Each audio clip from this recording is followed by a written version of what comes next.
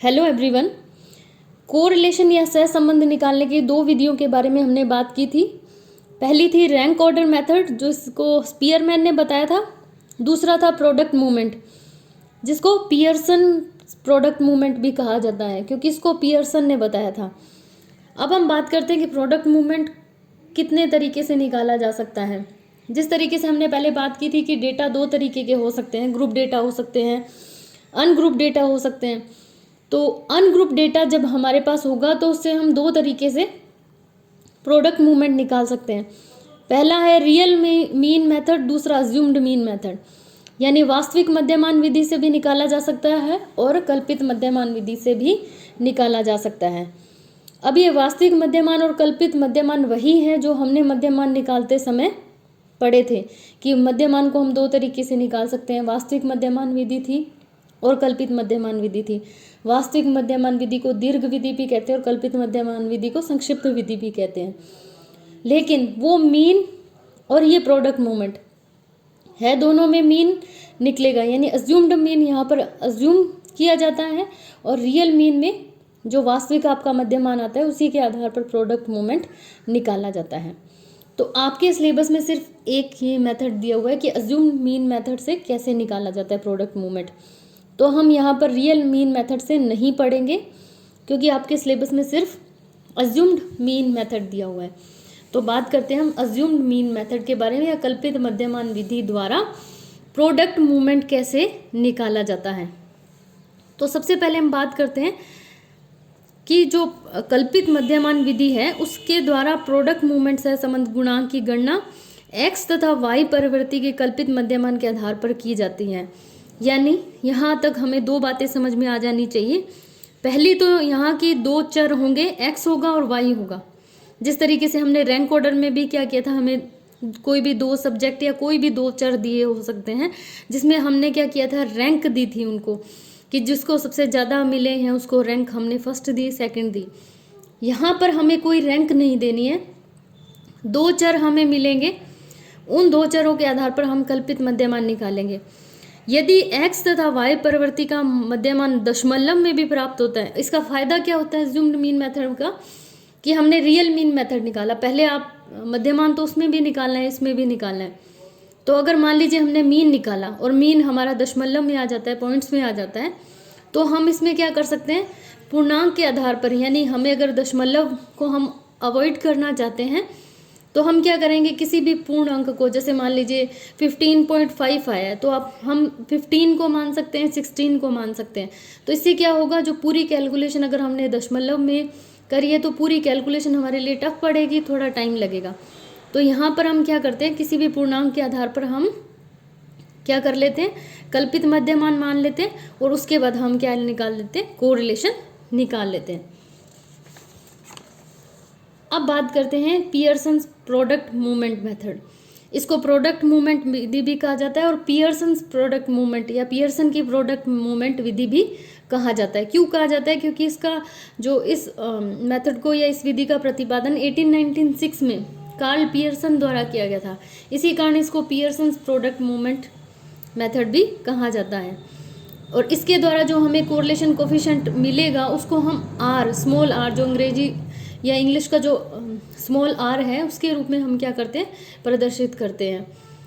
तो इसको जो इसका जो सहसंबंध गुणांक आएगा हम उसको पियर्सन्स r भी कह सकते हैं। जैसे इसकी मेथड को हम पियर्सन्स प्रोडक्ट मूवमेंट कहते हैं, वैसे ही कोरिलेशन कोफिशिएंट जो आएगा उसको हम पियर्सन r भी कह सकते हैं।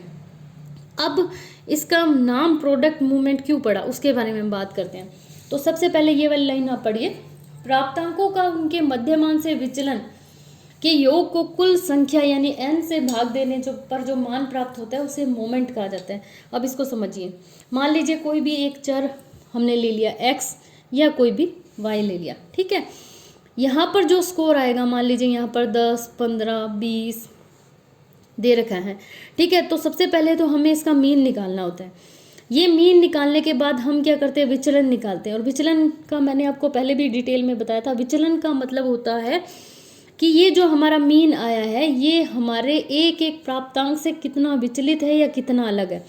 छोटा सा एग्जांपल ले लेते हैं। मान लीजिए यहाँ पर 2 है, यहाँ पर 4 है, यहाँ पर 5 है, यहाँ पर 6 है, ठीक है।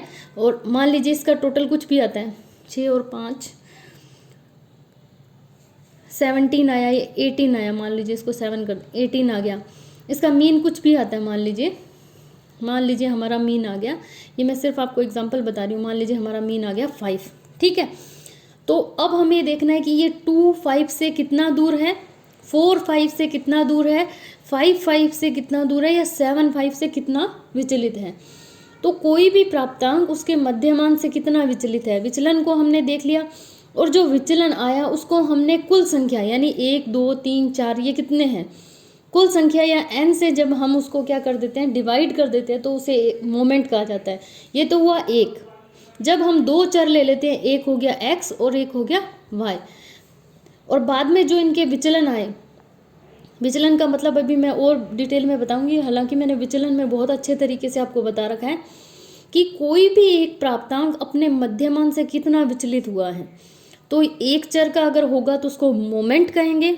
जब वो 2 चरों का हो जाएगा, x और y, 2 का हो गया, फिर हमने इसको आपस में क्या कर दिया, इनके जो विचलन आए उनको हमने क्या कर दिया, आपस में गुणा कर दिया। उसको मल्टीप्लाई करने के बाद हमने उसका टोटल कर दिया। टोटल करने के बाद जब हमने उसको n से डिवाइड किया, तब इसे प्रोडक्ट मूवमेंट की संज्ञा दी जाती है, या इसे प्रोडक्ट मूवमेंट कहा जाता है। मैं वापस से बता रही हूँ, जब कोई एक चर हुआ, उस एक चर का जब हमने उसके मध्यमान से उसके प्राप्तांकों का विचलन निकाला, उस विचलन को टोटल को हमने जब n से डिवाइड कर दिया तो उसको एक मोमेंट कहा जाता है।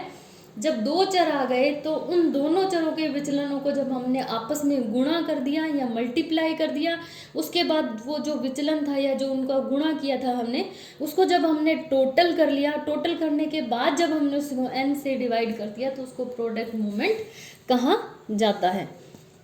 ठीक है, मुझे लगता है कि यहाँ तक आपको क्लियर हो गया होगा। अब देखते हैं कि किस तरीके से हमें करना है सवाल। ये देखो, अब यहाँ पर 2 चर आपको दिख रहे हैं, आपको एग्जाम में इतना ही मिलेगा, x और y। x में जैसे मैंने सबसे पहले 18 लिखा है, 10 12 18 25 16 18 24 15 और 17, ये एक चर है। दूसरा हमने क्या लिया, y 20 16, इस तरीके से आपको पेपर में सिर्फ इतना ही मिलेगा, ये 2 चर। और आपको कहा जाएगा कल्पित मध्यमान विधि से क्या निकालिए, प्रोडक्ट मूवमेंट निकालिए। तो हमें सबसे पहले क्या करना है, हमें सबसे पहले मीन निकालना है, क्योंकि विचलन हम कब देख पाते हैं, जब हमारे पास एक चर का मध्यमान होगा तभी हम उसका विचलन बता पाएंगे। तो सबसे पहले हम क्या करेंगे, मीन निकालने का आपको पता है कि जब हमें मीन निकालना होता है अनग्रुप डेटा से, तो हम क्या करते हैं, सिग्मा एक्स यानी पूरे एक्स को हमने टोटल किया, उसको एन से हमने डिवाइड कर दिया, तो हमारा सिग्मा एक्स आया था 173, और हमारा एन का मतलब ये नंबर, ये कितने हैं 10, तो हमने 10 से जब इसको डिवाइड किया तो हमारा 17.30 हमें मिल गया। इसका मतलब एक्स चर का हमारा जो मीन है या मध्यमान है वो 17.30 आया है। ठीक है, इसी तरीके से जब हमने y को क्या किया, ऐड किया, तो हमारा 188 आ गया। इसको जब n, ये भी 10 है और ये भी 10 है, जब n से हमने डिवाइड किया तो 18.80 आ गया। यहाँ तक क्लियर। उसके बाद हमें क्या करना है, विचलन निकालना है। विचलन का मतलब होता है जब हमारे पास मध्यमान आ जाता है तो हमारे पास विचलन भी आ जाता है। अब यहाँ पर हम क्या करेंगे, यहाँ पर अज्यूम करेंगे, हम ये वाला मीन नहीं मानेंगे। क्यों नहीं मानेंगे, क्योंकि यहाँ पर हमें अज्यूम करना है।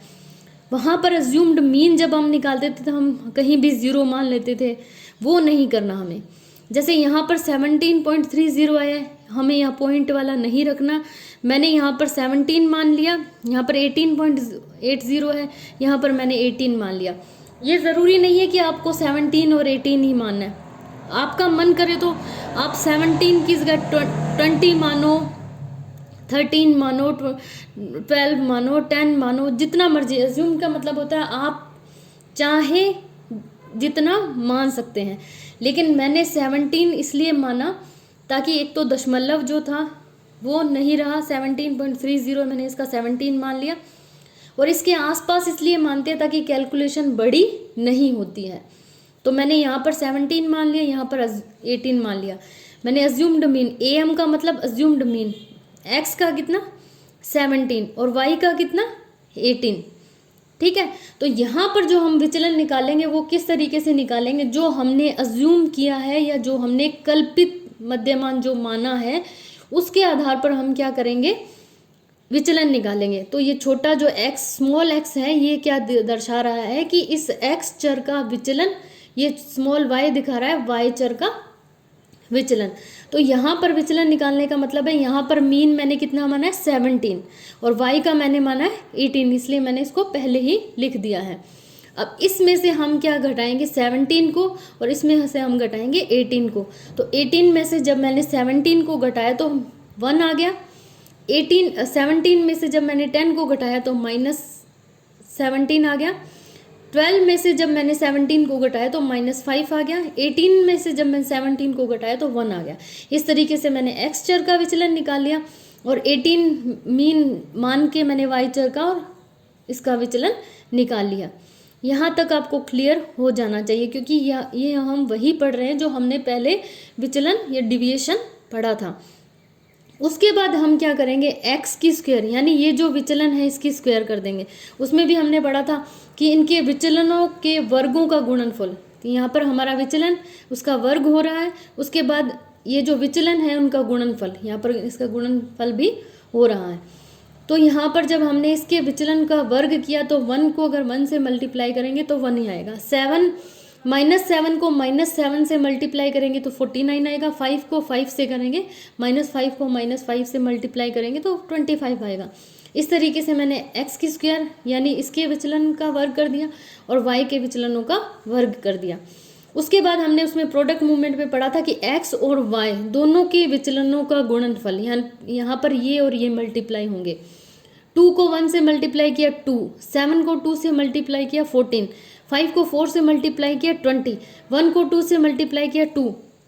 इसी तरीके से यहाँ पे -1 है और यहाँ पर 0 है, लेकिन 0 का 0 आ गया। यहाँ पर देखिए जैसे प्लस का 7 है और माइनस का 3 है, तो इसका 7 3 जा 21, लेकिन आएगा कैसा माइनस का। तो इस तरीके से मैंने इनका दोनों का गुणनफल निकाल लिया। उसके बाद मैंने प्लस के अलग ऐड किए और माइनस के अलग ऐड किए। जब प्लस के ऐड किए तो 76 आया, माइनस के ऐड किए तो 21 आया। तो जब हमने इसको 76 में से 21 को घटाया तो 55 आ गया। तो सिग्मा एक्स वाई 55 आ गया, सिग्मा वाई स्क्वायर इन सबको जब मैंने टोटल किया तो 98 आया, सिग्मा एक्स स्क्वायर 195 आ गया। अब इससे आगे हमें क्या करना है, ये हमारा फॉर्मूला है प्रोडक्ट मूवमेंट निकालने का। R is equal to sigma x y upon n minus c x to c y upon s d x s d y. ये साइन किसका है, एस डी या प्रमाणिक विचलन या स्टैंडर्ड डिविएशन का है। अब हमें आगे देखना है कि हमें, अब इस फॉर्मूले में हम देखेंगे कि हमारे पास सिग्मा एक्स वाई है, एन भी है हमारे पास सी एक्स सी वाई और एस डी एक्स और एस डी वाई नहीं है। तो सी एक्स हम कैसे निकालेंगे और सी वाई कैसे निकालेंगे। सी का मतलब कि इन दोनों के बीच में डिफरेंस कितना है, जितना हमारा मीन आया था और जितना हमने माना था उन दोनों के बीच में अंतर कितना है। तो हमारा रियल में आया कितना था 17.30 एक्स का, और मैंने माना कितना 17, ठीक है। ये मेरा आया था 18.80 और हमने माना कितना 18। आप कुछ भी मान सकते हैं, ये तो मैंने सिर्फ आपको बताने के लिए कि एक वैल्यू ली है। आपका मन करे आप 17 मानो, 16 मानो, 15 मानो, 19, 20, क्योंकि अगर आप ज़्यादा मानोगे तो फिर आपके जितनी भी वैल्यू हैं वो आपकी सारी माइनस में आएगी। तो आपको ध्यान रखना है कि कुछ भी मान सकते हैं, पर हमें ये ध्यान रखना है कि हमारी कैलकुलेशन इजी होनी चाहिए, इसलिए हम आसपास का मान लेते हैं और कोई बड़ी वैल्यू नहीं मानते हैं। उसके बाद क्या करना है, हमने यहाँ पर 17 माना, यहाँ पर 18 माना, तो इन दोनों का जो डिफरेंस होगा वो सी एक्स कहलाएगा और इन दोनों के बीच जो डिफरेंस होगा वो सी वाई कहलाएगा। यानी हमारा जो रियल मीन है उसमें से हमने अज्यूम्ड मीन को घटा दिया। मैंने 17 इसलिए माना क्योंकि यहाँ पर मेरी वैल्यू माइनस में ना आए। अगर मान लीजिए 17.30 आया और मैंने 20 मान लिया तो यहाँ पर मेरी वैल्यू माइनस में आती, इसलिए 17.30 में से 17 को घटाया तो 0.30, 18.80 में से जब हमने 18 को घटाया तो 0.80, तो ये हमारा सी एक्स आ गया, ये सी वाई आ गया। अब हमें सिर्फ क्या निकालना है, एस डी एक्स और एस डी वाई, तो उसको निकालने का फॉर्मूला ये रहा। ठीक है, अगर हम x जो चर है उसका एस डी स्टैंडर्ड डिविएशन निकालेंगे तो हमें क्या चाहिए, अंडर रूट में सिग्मा एक्स की square upon n minus c x की स्क्वायर। इसी तरीके से हम y चर का निकालेंगे तो सिग्मा y की स्क्वायर अपॉन एन माइनस सी वाई, जो अभी हमने सी एक्स और सी वाई निकाला है उसका हमें स्क्वायर करना है। तो हमें सिग्मा एक्स स्क्वायर हमारा कितना आया है, पीछे देख सकते हैं हम 195, और सिग्मा वाई स्क्वायर हमारा कितना है 98। तो हम इसको यहाँ पर वैल्यू में रख देंगे। Sigma x square 195 upon 10, n तो हमें कितना रहेगा 10 ही रहेगा। ठीक है, उधर क्योंकि हमारे कितने हैं एन 10 हैं, एक्स में भी और वाई में भी, और हमारा सी एक्स कितना आया था 0.30, इसको हमने स्क्वायर कर दिया। इसी तरीके से y का क्या है, सिग्मा वाई स्क्वायर है 98 अपॉन एन है 10, और इधर इसी तरीके से हमारा सी वाई कितना आया था 0.80, इसको हम स्क्वायर कर देंगे। उसके बाद इस तरीके से हमने सॉल्व कर लिया। यहाँ पर 195 को जब 10 से डिवाइड किया तो 19.50 आ गया, और इधर इसको जब हमने 0.30 को 0.30 से मल्टीप्लाई किया तो 0.09 आ गया। इसी तरीके से 98 को जब हमने 10 से डिवाइड किया तो 9.80 आ गया, और 0.80 को 0.80 से मल्टीप्लाई किया तो 0.864 आ गया। यहाँ पर 19.41 का जब हम अंडर रूट हटाया तो 4.40, इधर 9.16 का जब हमने अंडर रूट हटाया तो 3.03 आ गया। तो ये हमारे पास x का स्टैंडर्ड डिवीएशन आ गया, ये हमारे पास y चर का स्टैंडर्ड डिवीएशन आ गया। आप चाहे तो इन दोनों को अलग अलग कर सकते हैं, लेकिन मैंने इनको एक साथ इसलिए लिखा है क्योंकि फॉर्मूला सेम है, बस यहाँ पर सिग्मा x की स्क्वायर करना है, यहाँ पर सिग्मा y की स्क्वायर करना है, यहाँ पर सी एक्स और सी वाई, तो दोनों की वैल्यू हमारे पास है, इसलिए मैंने दोनों को एक साथ निकाल दिया। उसके बाद हमने सबको फॉर्मूले में रख दिया, क्योंकि उसके बाद तो हमारे पास सारी वैल्यूज़ आ ही चुकी थी। सिग्मा एक्स वाई भी हमने निकाल लिया था, एन भी निकाल लिया था, सी एक्स और सी वाई भी हमें मिल गया था, और एस डी एक्स और एस डी वाई हमने यहाँ पर निकाल लिया। तो सिग्मा एक्स वाई हमारा कितना था 55, ये जो मैंने पीछे निकाला था 55। ठीक है, इसको हमने फॉर्मूले में रख दिया 55, और ये 0.30 और 0.80 हमारा सिग्मा एक्स और सिग्मा वाई आया था, और यहाँ पर हमने जो एस डी एक्स और एस डी वाई निकाला था उसको हमने नीचे फॉर्मूले में रख दिया।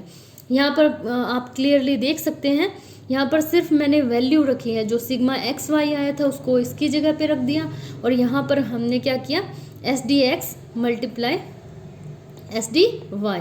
तो इसके बाद हमने इसको सॉल्व किया। 55 को जब हम 10 से डिवाइड करेंगे तो 5.5, इधर 3.30 को जब हम मल्टीप्लाई करेंगे 0.80 से तो हमारा 0.24 आएगा। 4.40 को जब हम मल्टीप्लाई करेंगे 3.03 से तो 13.33 आएगा, और इसको जब हम डिवाइड करेंगे तो हमारा जो कोरिलेशन होगा आर होगा, प्रोडक्ट मोमेंट जो होगा पियर्सन प्रोडक्ट मोमेंट, वो हमारा आएगा धनात्मक आएगा, 0.39 आएगा। तो इस तरीके से हमारा क्या आ गया, ये कोरिलेशन निकल कर आ गया। अब आपको ये नहीं है कि सिर्फ इतना ही आपको करना है, उसके बाद आपको ये भी बताना है कि फॉर्मूले में क्या क्या चीज़ कैसे थी। तो यहाँ पर आप देखेंगे कि फॉर्मूले में सिग्मा एक्स वाई क्या है, x और y परिवर्ती के विचलनों का गुणनफल। ये हम पीछे कर चुके हैं कि जब x चर और y चर इनके जो विचलन आए थे, ये इसका विचलन ये इसका विचलन, इनका जब हमने गुणनफल किया था तो वो हमारा क्या कहलाया था एक्स वाई, और उसका जो टोटल था वो हमारा क्या कहलाया था सिग्मा एक्स वाई। n का मतलब था प्राप्तांकों की संख्या कि ये कितने हैं 1 2 3 4, ये हमारे 10 हैं, तो ये हमारे हैं n। सी एक्स का मतलब क्या था, जो हम पहले कर चुके हैं, सी एक्स का मतलब था कि जो एक्स परिवर्ती का मध्यमान था और उसका जो कल्पित मध्यमान था उसमें से हमने क्या किया, उसका जो रियल मीन आया था उसमें से हमने कल्पित मध्यमान को घटा दिया तो हमारा सी एक्स आ गया। इसी तरीके से वाई चर का जो रियल मीन आया था उसमें से हमने कल्पित मध्यमान को घटा दिया तो हमारा सी वाई आ गया। ऊपर वाले में हमने 17 माना था, इसमें हमने 18 माना था, तो इसको जब उसमें से माइनस किया तो हमारा CX आ गया और CY आ गया। इसी तरीके से SDX हमारा क्या था, X जो चर है उसका स्टैंडर्ड डिविएशन या प्रमाणिक विचलन था, SDY Y चर का जो था वो प्रमाणिक विचलन था।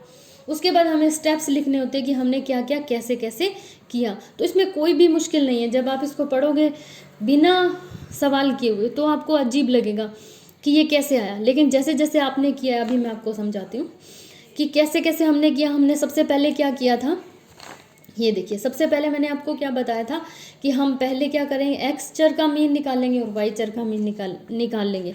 तो उसी तरीके से हमने पहला चरण क्या लिखा है, सर्वप्रथम एक्स तथा वाई परिवर्ती की जगह आप चर भी लिख सकते हैं। एक्स तथा वाई चर का मध्यमान निकाला, सिग्मा एक्स अपॉन एन और सिग्मा वाई अपॉन एन करके मीन निकाल लिया। मीन निकालने के बाद हमने क्या किया था कि इसका इतना आया है तो हम पूर्णांक में इसको कितना मानेंगे, तो पूर्णांक में मानना है, भले आप 17 मानो, 16 मानो, 15 मानो, 18 मानो, 20 मानो, कुछ भी मानो।